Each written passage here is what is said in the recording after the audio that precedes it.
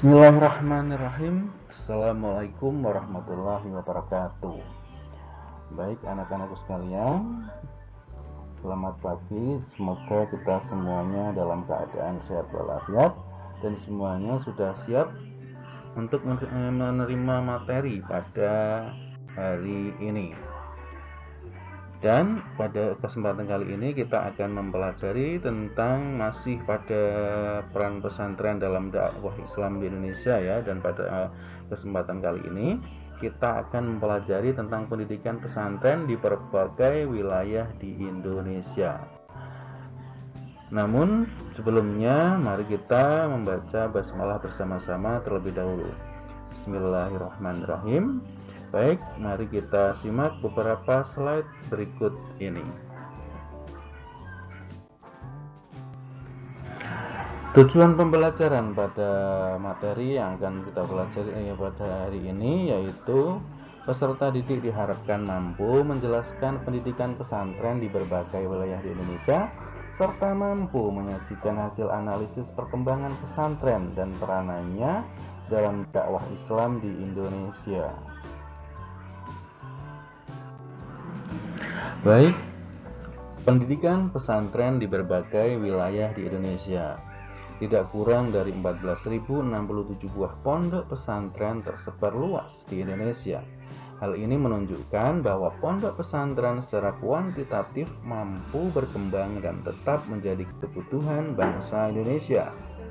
Persebaran pondok pesantren terbanyak berada di Pulau Jawa, kemudian disusul Sumatera, Kalimantan, dan Sulawesi.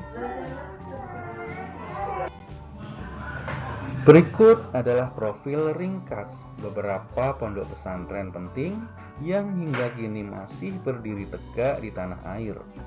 Yang pertama adalah Pondok Pesantren Tegal Sari, Jetis, Ponorogo, Jawa Timur. Ini adalah salah satu gambarannya. Pondok pesantren ini termasuk salah satu yang paling bersejarah di Indonesia. Pesantren Tegal Sari didirikan oleh Kyai Ageng Hasan Basari pada abad ke-18. Pesantren ini mempunyai ribuan santri yang berasal dari seluruh wilayah Indonesia. Di antara sekian banyak santrinya yang terkenal adalah Paku Buwono II yang merupakan penguasa kerajaan Kertasura. Raden Ngabei Ronggowarsito, beliau adalah seorang pujangga yang masyhur, serta tokoh pergerakan nasional HOS Cokro Aminoto. Dan ini adalah gambar dari makam Kyai Ageng Hasan Basri atau Hasan Basari.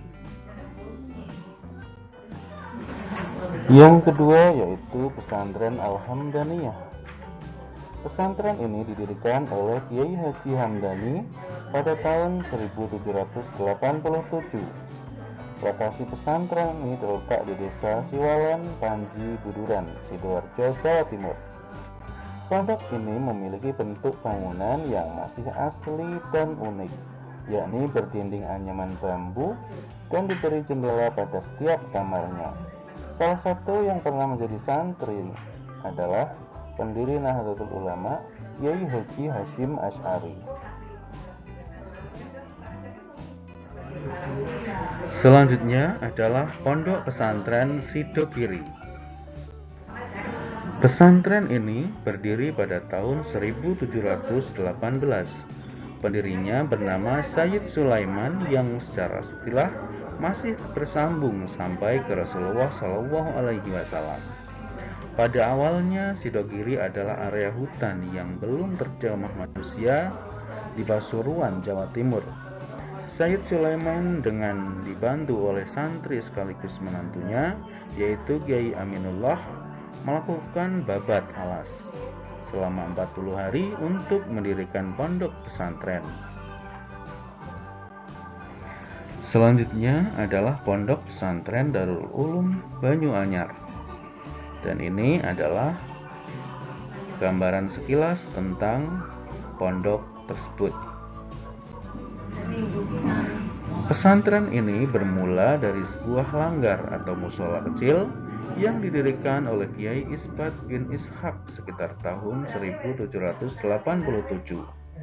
Beliau adalah sosok ulama karismatik yang terkenal zuhud, tawadhu, dan arif. Nama Banyu diambil dari bahasa Jawa yang artinya air baru.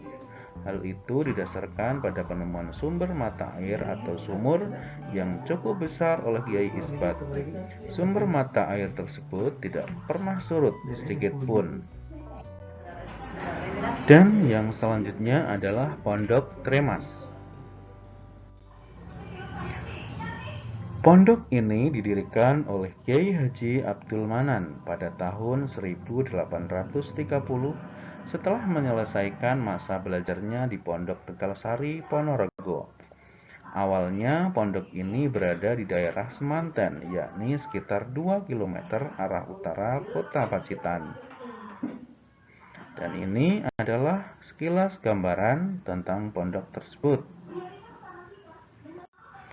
Dan yang selanjutnya adalah Pondok Pesantren Al-Huda. Pondok ini sekilas tampak megah dan mewah,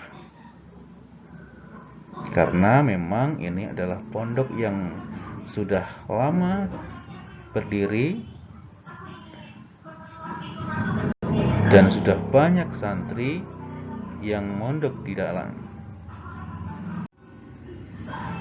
Pesantren ini dirintis pada tahun 1801 oleh Kiai Haji Abdurrahman di atas tanah seluas 3.650 meter. Lokasinya berada di Desa Kutasari, Kelurahan Kebumen, Kecamatan Kebumen. Kiai Haji Abdurrahman merupakan mursyid atau guru Thorekoh Naqsabandiyah. Semula Al-Huda adalah nama untuk musala yang berada di komplek pondok. Pondok Pesantren Al-Huda menjadi ajang pelatihan bagi anggota Bansar atau Barisan Ansor Serbaguna. Selanjutnya adalah Pondok Pesantren Buntet. Pesantren ini didirikan oleh Mbah atau Kiai Muqayyim. Beliau merupakan putra Kiai Abdul Hadi yang merupakan keturunan bangsawan dari Kesultanan Cirebon. Karena kepintaran dalam menulis buku tentang tauhid, fikih, dan tasawuf, Kiai Muqayyim diangkat menjadi mufti oleh Keraton Kanoman Cirebon. Dan yang selanjutnya adalah Pondok Pesantren Subulus Salam, Sayur Maincat. Lokasi pesantren ini berada di Desa Sayur Maincat, Kecamatan Kotanopan, Kabupaten Mandailing Natal, Sumatera Utara. Usia pesantren telah mencapai hampir 1 abad. Pesantren ini juga berjasa dalam mengusir penjajah Belanda dari bumi Sumatera. Pesantren ini kembali dibuka sebagai lembaga pendidikan atau sekolah oleh Haji Fahrudin Arjun Lubis. Dan yang selanjutnya adalah Pondok Pesantren Darussalam Martapura. Pondok pesantren ini berlokasi di kawasan Pasayangan, Martapura, Banjar, Kalimantan Selatan.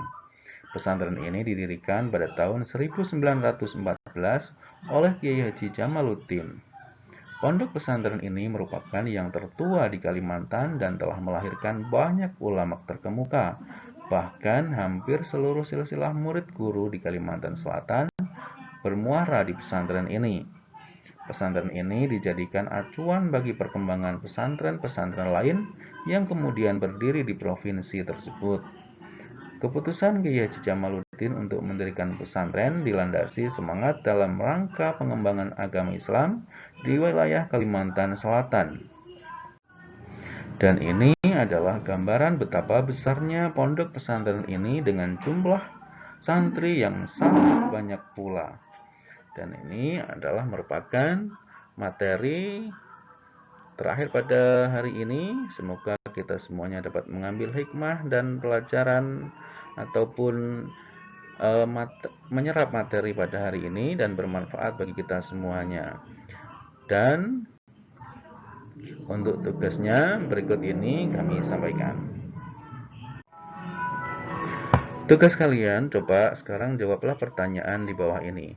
Yang pertama, Mengapa kita perlu memahami sejarah pondok pesantren di Indonesia? Dan yang kedua, apa manfaat mempelajari berbagai pondok pesantren yang ada di Indonesia? Silahkan kalian tulis jawabannya di buku tugas kalian.